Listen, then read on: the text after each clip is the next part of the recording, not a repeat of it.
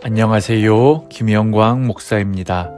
2월 2일 목요일 말씀 나눔 영상입니다. 오늘 함께 나눌 말씀은 사무엘하 15장 24절에서 25절 말씀입니다. 사무엘하 15장 24절에서 25절 말씀입니다. 보라, 사독과 그와 함께한 모든 레위 사람도 하나님의 언약궤를 메어다가 하나님의 궤를 내려놓고 아비아달도 올라와서 모든 백성이 성에서 나오기를 기다리도다. 왕이 사독에게 이르되, 보라, 하나님의 궤를 성읍으로 도로 메어 가라. 만일 내가 여호와 앞에서 은혜를 입으면 도로 나를 인도하사 내게 그 궤와 그 계신대를 보이시리라. 아멘.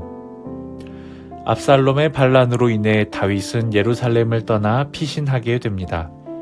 그때 다윗을 따르던 레위 지파 사람들이 하나님의 언약궤를 들고 다윗의 뒤를 따르려 합니다.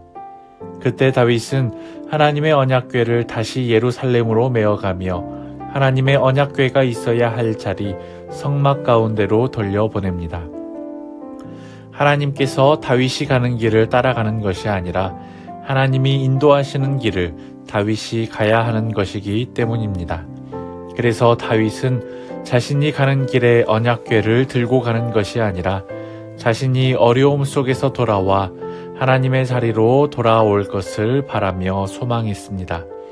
그렇게 다윗은 하나님의 은혜로 다시 예배할 수 있는 자리로 돌아오기를 바라며 피난길을 떠났습니다.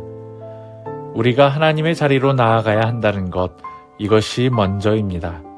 우리와 늘 함께 하시는 하나님의 인도하심 안에서 우리는 살아가지만 우리를 향해 나아오시는 하나님을 위해 우리 또한 하나님을 위한 자리 가운데로 나아가야 합니다. 오늘 하루 하나님의 자리를 향해 나아가시는 여러분이 되시기를 바랍니다. 말씀의 의미가 있는 곳, 보내심의 의미가 있는 삶의 자리 속에서 빛과 소금이 되시는 여러분이 되시기를 바랍니다.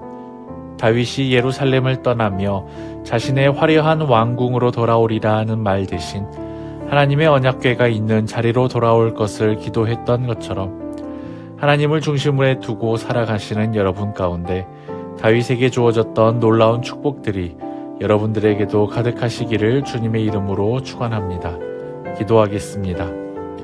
세상의 창조주이시며 주권자이신 하나님, 우리의 삶이 하나님을 향해 나아가게 하여 주옵소서. 하나님 안에서 우리가 때론 더디고 느릴지라도 우리의 방향은 하나님의 말씀이 가리키는 곳을 향하게 하여 주옵소서. 주어진 삶의 자리 가운데 빛과 소금으로 살아가게 하여 주옵소서. 지치지 않게 하시며 낙심하지 않도록 힘과 은혜를 더하여 주옵소서. 늘 우리를 인도하시는 예수 그리스도의 이름으로 기도드립니다. 아멘.